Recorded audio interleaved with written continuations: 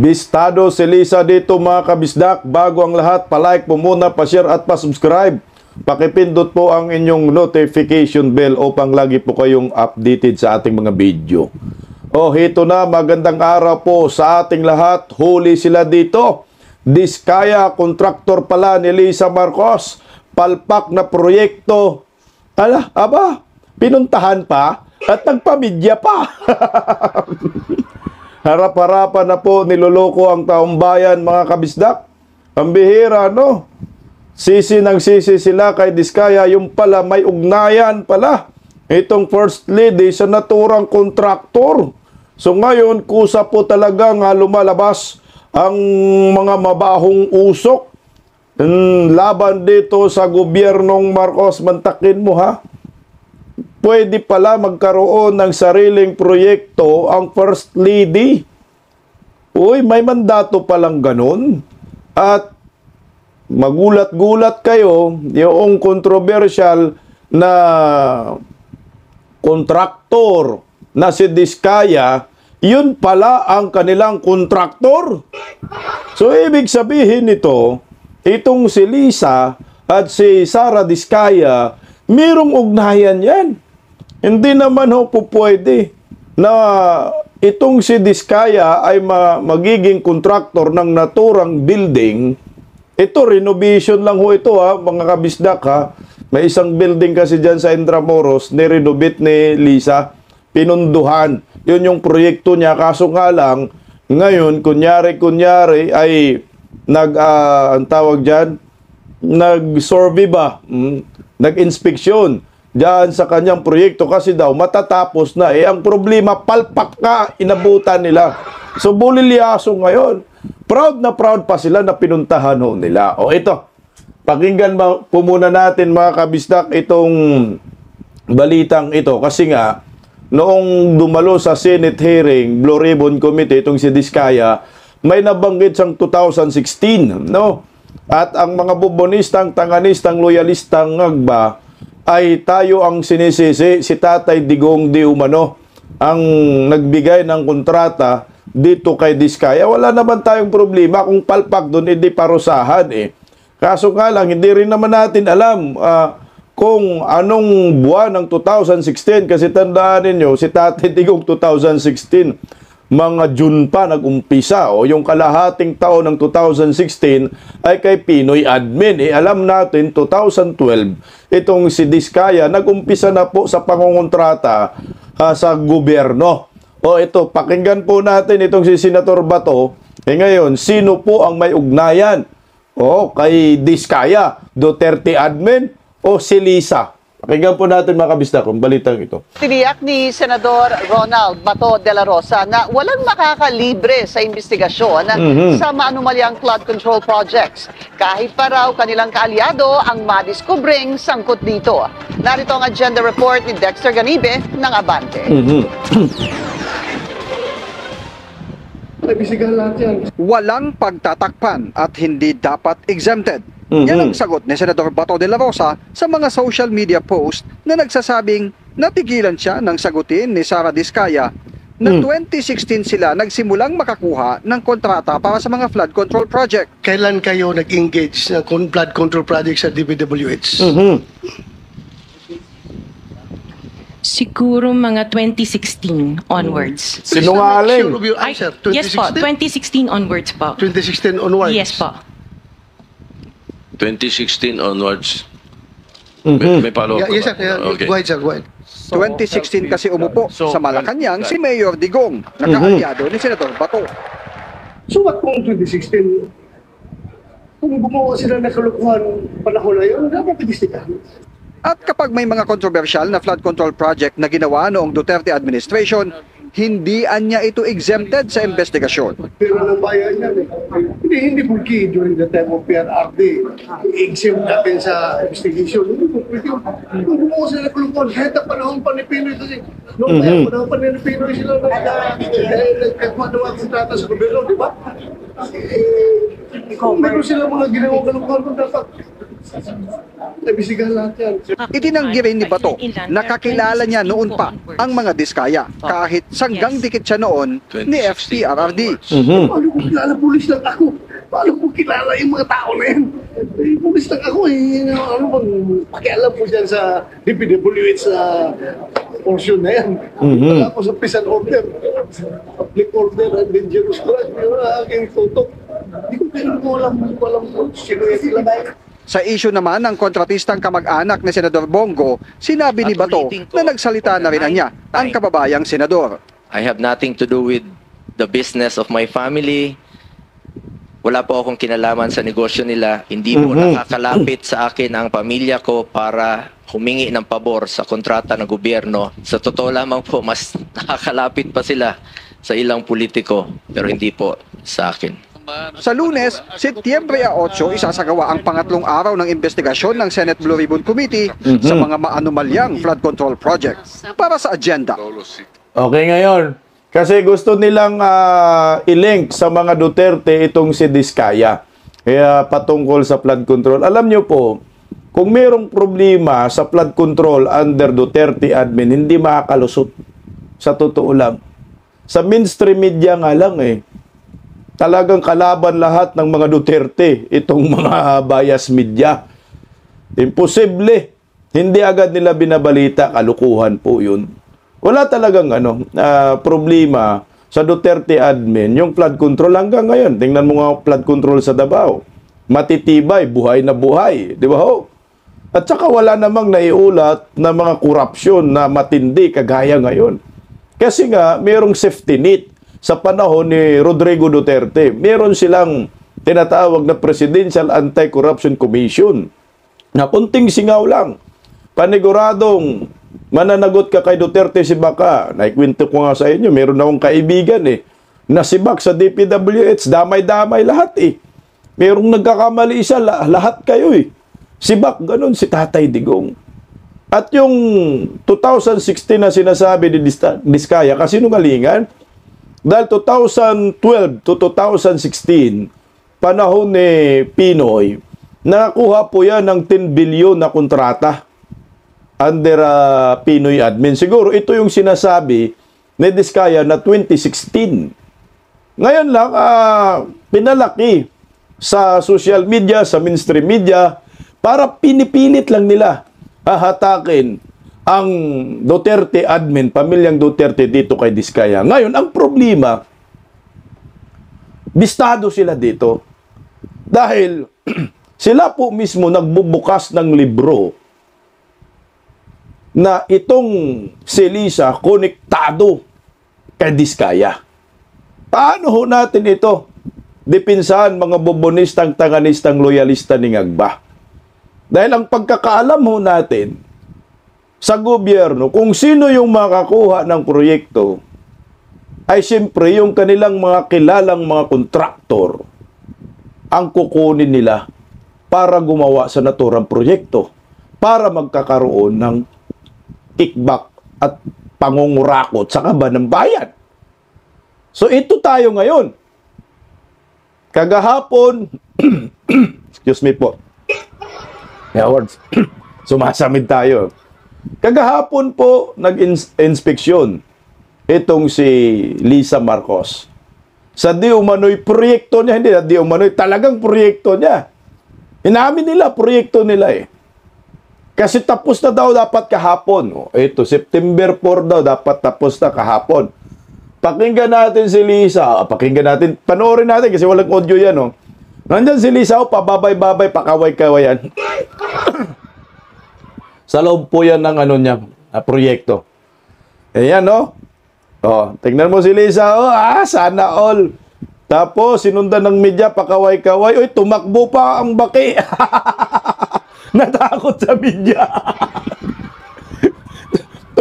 Tumakbo, natakot sa media yun. Hinahabol ng media. Kaway-kaway siya dyan.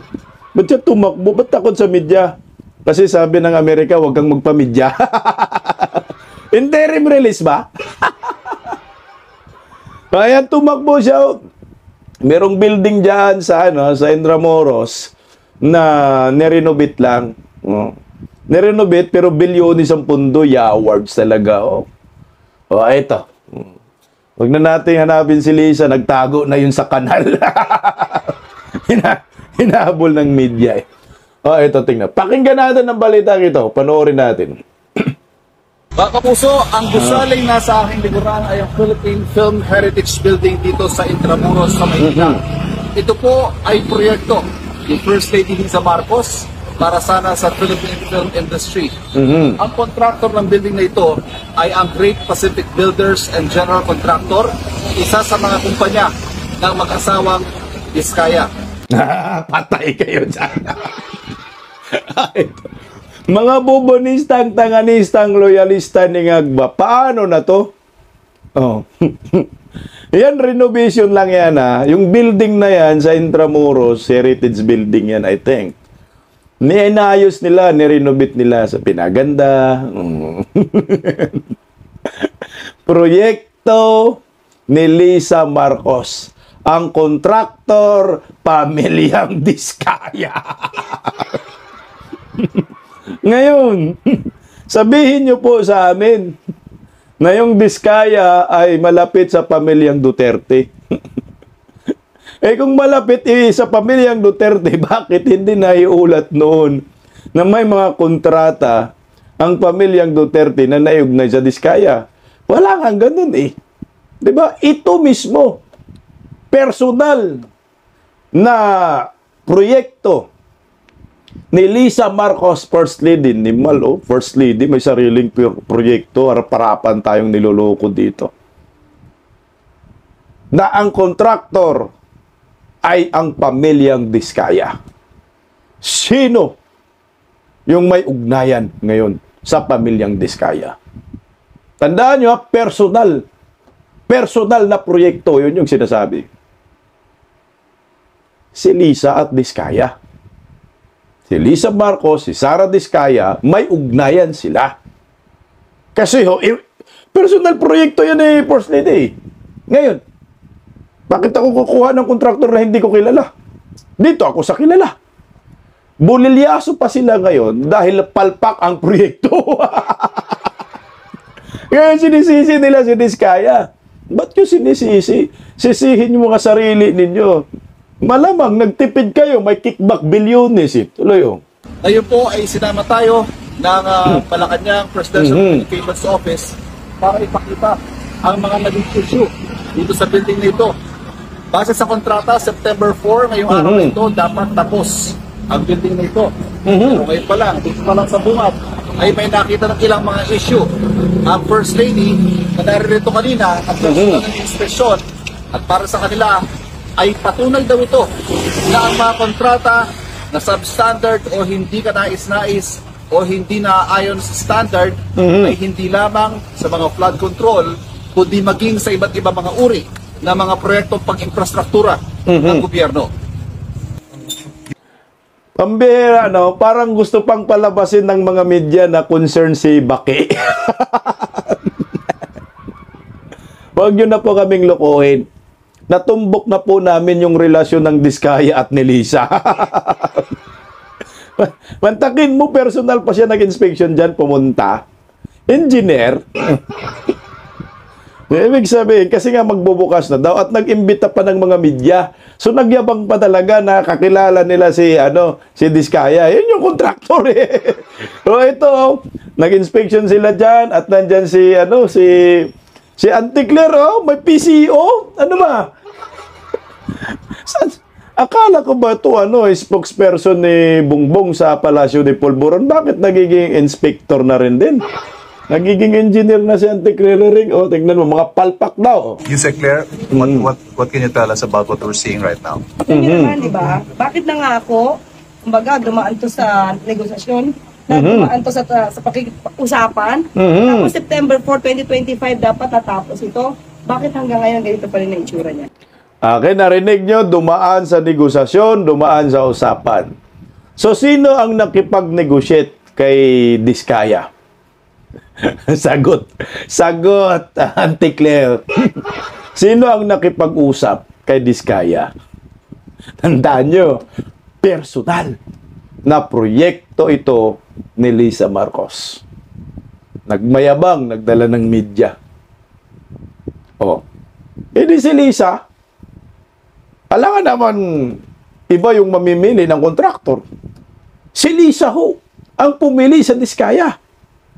So ngayon, nagka-problema ang Diskaya, hugas kamay na kayo ngayon at binabaon na ninyo ang Diskaya. Hindi po pwede yan. Talagang may kinalaman kayo lahat dito sa kababalaghan. Ito, may buildings pa bukod pa sa flood control, ha? Tuloy, oh. Kaya tuloy na question siya eh. Bakit ang dami-dami yung kinukuha ang trabaho, lahat ba yan ang tatapos nyo? Eh, magtanong nga tayo dito. Sir, saan kayo nagtatrabaho? Anong kumpanya niya, sir? Sir, at saan kayo kumpanya? Ha? Theater box? Lahat daw ng naki-question daw sa Diskaya, theater box subcontract, subcon yun daw nabanggit. Lahat daw ng lahat daw ng tawag diyan. Dami-dami daw proyekto. Kaya naki-question. Matatapos ba daw 'yan? Eh mga hunghang kayo, no? Kayo ang namimili ng proyekto. Teka lang. No? Kayo yung naghahanap ng kontraktor at ang pinili ninyo Diskaya, sisihin nyo mga sarili ho ninyo. Dapat doon pa lang, nakita na ninyo na, uy, sobrang dami ng proyekto to ha. Bakit kaya? Matatapos pa din nyo ito? O ngayon, nagka-problema kayo dahil hindi natatapos.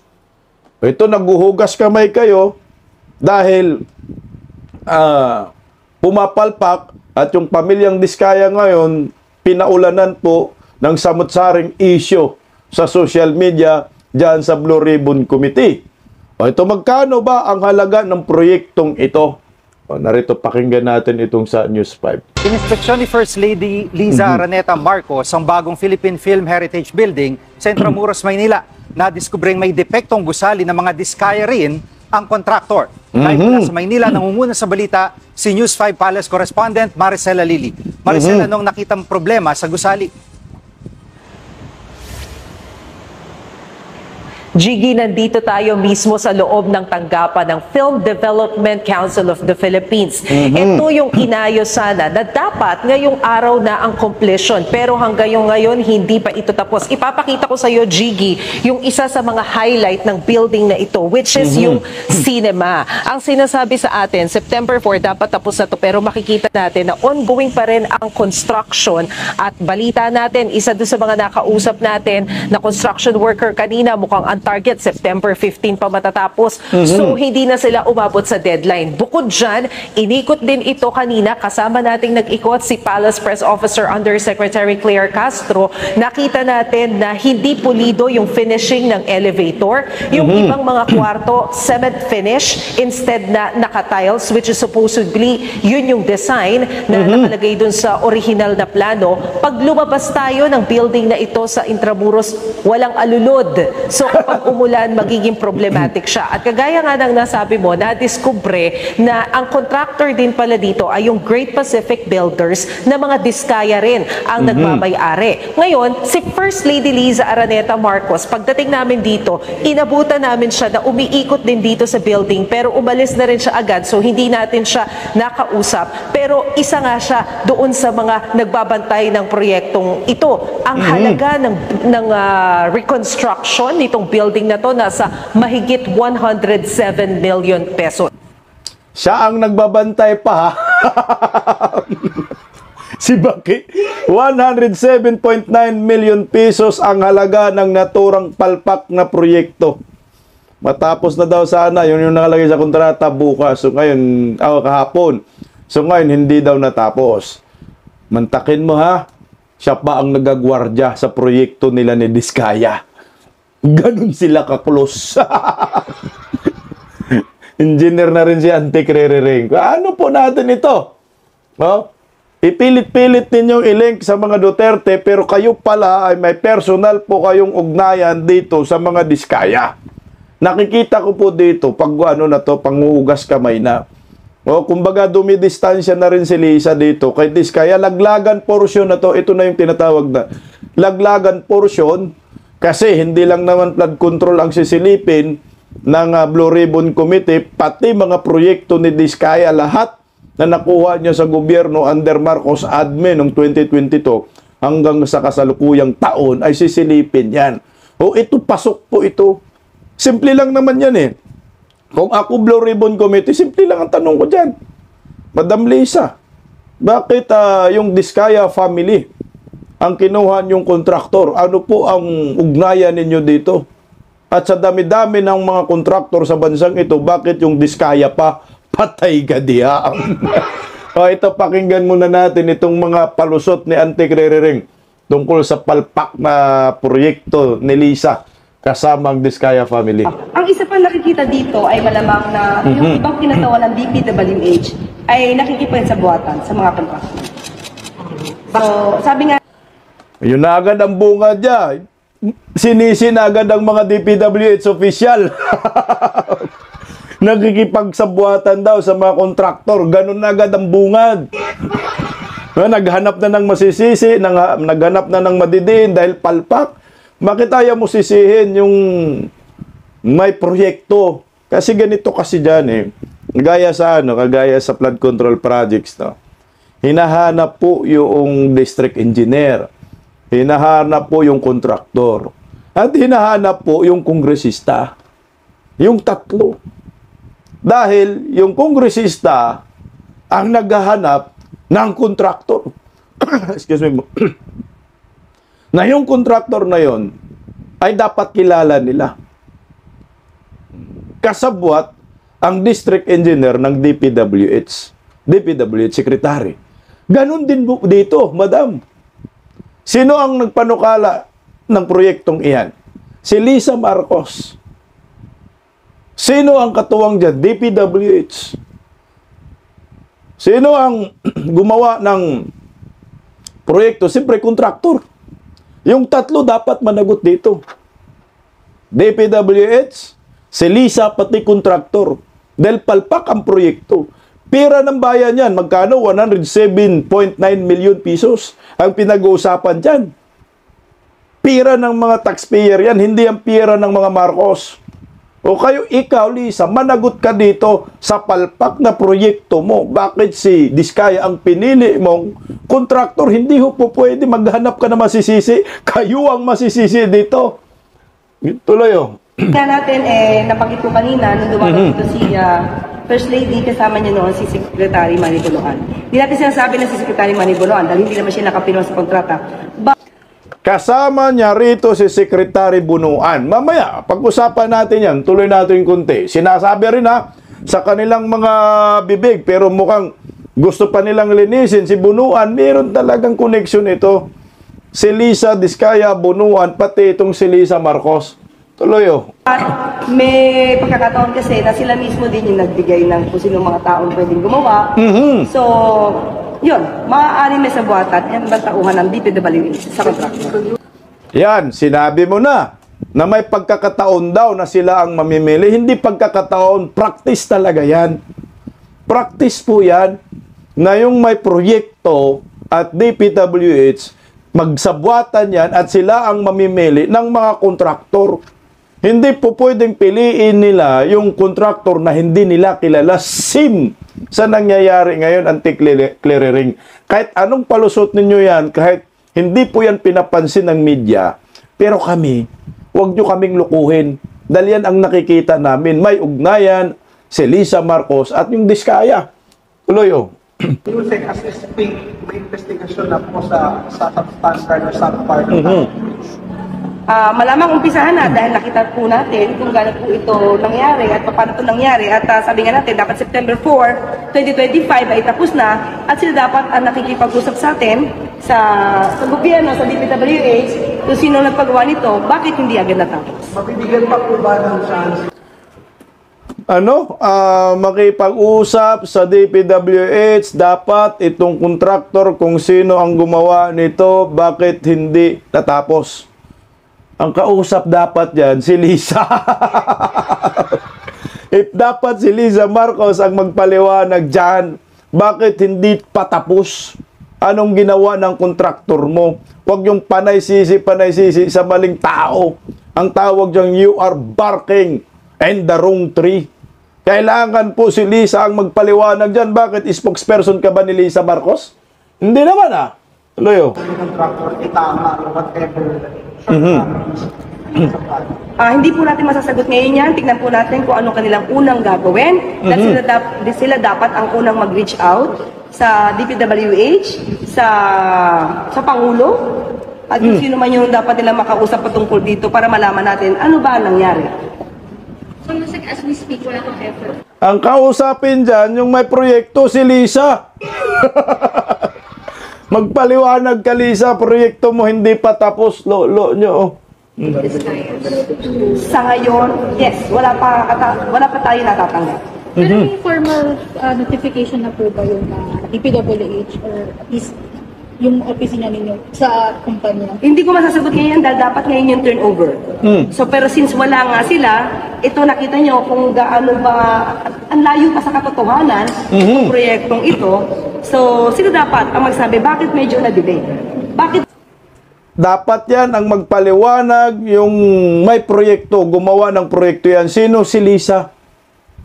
Si Liza parang ano yan, district representative yan. Congressional representative. Magpaliwanag ka bakit yung proyekto mo hindi pa tapos. Ganon din kay Liza. Liza, magpaliwanag ka. Milyones po ito. 107.9 milyon. Ipaliwanag mo sa taong bayan. Bakit hindi pa tapos? Bakit ang DPWH? Bakit yung kontraktor? Dapat ang magpaliwanag dyan si Liza kasi si Liza nagpagawa ng proyekto. Milyones yung gastos dyan. Naganap ko yan na masisisi. Ito yung itsura. Bakit parang hindi maganda? Below standard yung nakikita namin pagkakagawa dito sa building. Paano po natin i-describe yung naging reaction nila FL and DBM? Ang una ko nakita talaga na reaction ay si First Lady. Unang-una, sabi niya, pakiramdam niya is, tayo pa ba na nasa gobyerno, magbibigay lang sana ng isang regalo sa film industry. Siya pang naloko. Siya daw ang naloko. Nalulunong. Alam niyo po ba? Kayo ang nanluloko. Kayo? Niloko kayo? Kutsakin na hindi po maluloko yan si Liza. Kwento nyo si Pagong. Kwento nyo sa Pagong. Matinding budol-budol yan si Liza. Tingnan mo nangyayari sa mga Duterte. Anong ginawa niya kay Tatay Digong? Kutsakin na. Lokohin ba banluloko? Lolo nyo. Palpak talaga kayo. Nagugas kamay na kayo dito kasi bulilyaso na si Diskaya eh. So, masakit yon. Kasi ito naman ay hindi pang kanila, hindi pang personal. Pang ano naman to para sa film industries. So, yun ang masakit yun. How about the president? Pang personal o yan. Dahil hindi ho pwedeng magkaroon ng proyekto ang First Lady dahil walang mandato ang First Lady. Yan ay pang personal para sabihin merong ginawa, pang personal yung ginawa, kaso palpak, lagapak. Tuloy o. President, ma'am, nakarating na po sa kanya to. Ano pong naging reaction niya? Sa ngayon, hindi pa po natin nakausap ang Pangulo patungkol dito. Pero definitely, pag nalaman din niya to, magagalit din yun. Magagalit? Alam mo, kririring yung amo mo, parang hindi mo kilala, tagal mo na dyan. Hindi magagalit si Ngewem. Tatawa-tawa lang yan. Hindi naman pira nila yan. Kailanman, hindi yan nagagalit yung presidenteng iyan. Oh. Sa initial assessment, parang ilang percent natapos? Ako hindi ako engineer, no? Hindi rin ako arkitekto. Pero tingin ko sa akin, so most probably mo, baka 60%. Pero baka magkamali ako, baka mga 60% pa lang. Oh, pero sa akin lang yan. Baka hindi tama ang aking assessment. Na-inform na ba yung mga Diskaya doon? Sa ngayon, wala pa po tayong sasabi o masasabi na na-inform sila. Pero with this news siguro, alam nila dapat. Saka sila naman din yung may obligasyon. Dapat alam nila yung kontratang pinapasok nila. Sila dapat na nangungunang ipaalam. Tapos na po ang aming proyekto. Pero bakit parang wala tayong nadidinig sa kanila? Kasi, kung mayroong mga kontrata na pinasok ang Diskaya mo, dito sa kontrata nito? Siguro itatanong natin yan kay Sec. Vince. Dahil talaga nire-repass niya ngayon yung mga kontrata, maaaring mayroong issue. First lady po na project. Ito lang, ma'am, so far yung nakita. Oo, so far. Ito pa lang na nakita. Will she be inspecting din po in the next days, ma'am? Oo, lahat naman kasi medyo talagang... Ito na ngayon, lumalabas na mga proyekto ni Lisa Marcos ay Diskaya family ang mga kontraktor. Grabe, matindi po yung relasyon na ito mga kabisdak. Hindi biro yan. Ganito ho kasi yan. Ang proyekto ng congressional district representative, dapat sila ay mamimili talaga ng mga kontraktor. Ikukunik natin dito sa proyekto ni Lisa. Ilan ba ang proyekto ni Lisa Marcos na hawak ng mga Diskaya? Malamang sa malamang marami. Kasi hindi naman ho pwede itong si Lisa na mamimili ng kontraktor na hindi niya kilala at hindi niya subok. Kasi papalpak sila. Na talagang mayroong ugnayan ho sila. Nagaya ho nito, naniniwala ba kayo sa sinasabi, a picture paint 1,000 words? Meron pong kumakalat sa social media. Ito po.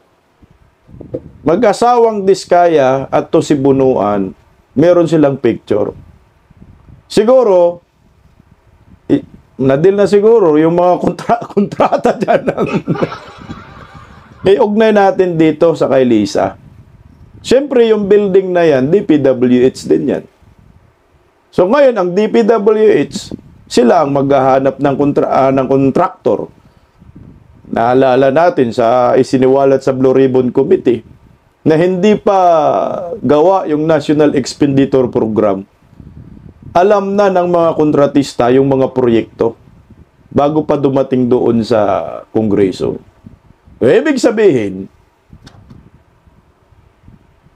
na ipakilala na, kunyari, hindi kilala ni Lisa itong si Sarah, kunyari lang may proyekto. Yan, renovation. Kilala ni Bunuan itong Diskaya. Di naman talaga yan pwedeng sabihin hindi kilala. Magkilala sila. So ngayon, siyempre, baka ang ginawa dito ni Bunuan, itong si Diskaya at si Lisa, ayan, pinapakilala sila. At yan, siguro, ang tulay ng ugnayan nila, ni Lisa at ni Diskaya. Kasi hindi ho po pwede, basta-basta lang na makakuha ng kontrata si Diskaya na proyekto pa ni Lisa kung walang ugnayan sila. Bahala na po ang mga Pilipino maghusga kung gaano katibay ang ugnayan ni Lisa at ng Diskaya. Di ba kaya ito nilaglag na si Diskaya para hugas kamay sila? Good luck na lang sa ating mga Pilipino. Bisdak Pilipinas, God first. Bisdak Pilipinas, para sa bayan.